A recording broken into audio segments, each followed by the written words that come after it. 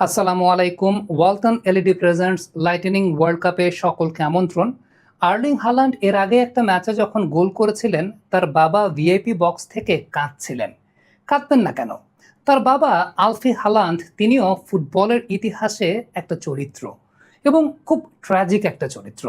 Norway এবং Manchester সিটির player তিনি ছিলেন।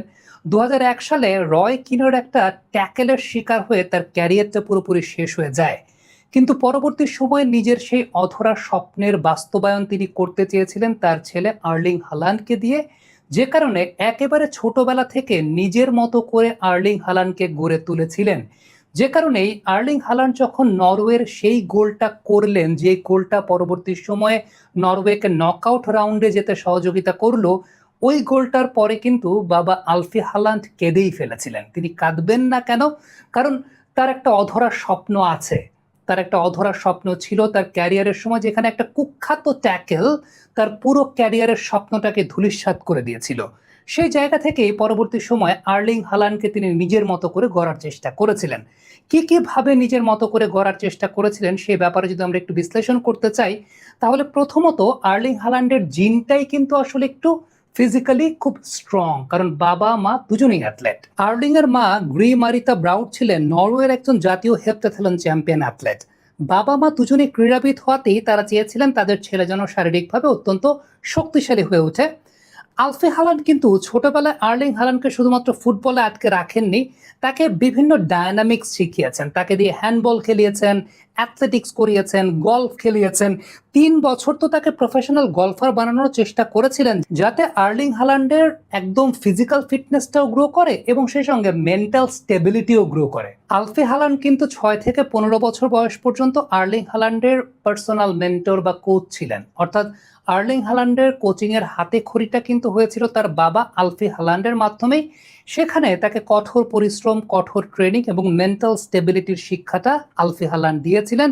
এবং আর্লিং হালান্ডের ডায়েট কিন্তু খুব বিখ্যাত ডায়েট। তার ডায়েট নিয়ে অনেক কথাবার্তা হয়, আপনি অনেক আর্টিকেল পাবেন গুগল সার্চ করলে পরে, যে জায়গায় দেখবেন যে স্বাভাবিক মানুষ যে ধরনের খাবার খায় তার চাইতে আর্লিং হালান্ডের ডায়েট কতটা ব্যতিক্রম। ৬,০০০ ক্যালোরির খাবার তিনি খান।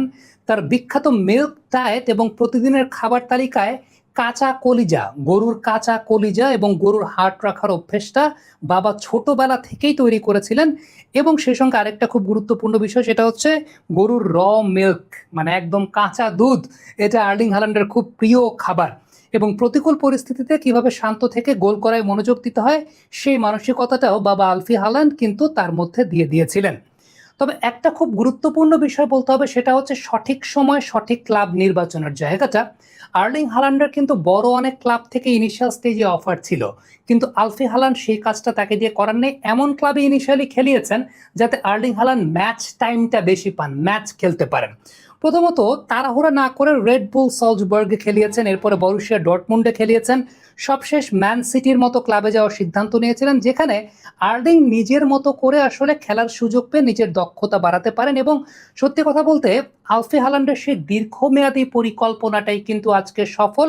এবং আজকে আর্লিং হালান্ড একজন গোল মেশিন। বিশ্বকাপের মতো মঞ্চে ব্রাজিলের এগেনস্টে ২টা গোল করে আর্লিং হালান্ড কিন্তু প্রমাণ করে দিয়েছেন যে তার বাবা যে স্বপ্নটা, নিজের যে অধরা স্বপ্নটা ছিল, যেটার কারণে তার ক্যারিয়ারটাকে তিনি প্রোগ্রেস করতে পারেন নাই, সেই আর্লিং হালান্ড তার ছেলেকে দিয়ে তার যে আজন্ম লালিত স্বপ্ন বিশ্বকাপের মঞ্চে তার দেশকে ভালো কিছু দেওয়ার, সেটা কিন্তু অলরেডি আমার মনে হয় আর্লিং হালান্ড করেই ফেলেছেন। আর্লিং হালান্ডের একটা পরিসংখ্যান নিয়ে আমরা ভিডিও করেছিলাম আমাদের অনফিল্ডের ইউটিউব চ্যানেলে। সেখানে বলেছিলাম যে গ্যাব্রিয়েলের সঙ্গে তার দৈরথটা ৬টা গোলের আগে যখন আর্সেনাল ম্যান সিটির খেলা হয়েছে তখন দিয়েছিলেন। এই ম্যাচে আরও ২টা গোল, মানে ৮-০তে কিন্তু এগিয়ে আর্লিং হালান্ড এই মুহূর্তে। এবং কার্লো আনচেলত্তির অধীনে প্রথম ২ বছর আর্লিং হালান্ড কোনো গোল করতে পারেন নাই, কিন্তু ২০২৫ সালের ফেব্রুয়ারি মাসে একটা ম্যাচে ব্যাক টু ব্যাক ২টা, একটা ফিল্ড গোল এবং পরবর্তী সময় একটা পেনাল্টি গোল করে আর্লিং হালান্ড কিন্তু লাস্ট ব্যাটেলটা আনচেলত্তির এগেনস্টে জিতেছিলেন। এবং এই ম্যাচে আরও 2টা গোল তিনি আনচেলত্তির এগেনস্টে করলেন। তার মানে আনচেলত্তির এগেনস্টে যেখানে তিনি 2টা বছর কোনো গোলই পান নাই, সেই জায়গায় 2 ম্যাচে, লাস্ট 2 ম্যাচে 4-4টা গোল আর্লিং হালান্ড করলেন, যার মধ্যে 3টে ফিল্ড গোল। সো আমার মনে হয় যে হালান্ডের এই গল্পটা অনেকের কাছে হয়তো বা অজানা ছিল, তাদের সামনে তুলে ধরার চেষ্টা করলাম। দর্শক, এই ম্যাচটা আপনি কেমনভাবে উপভোগ করেছেন কমেন্ট বক্সে লিখে পাঠাবেন।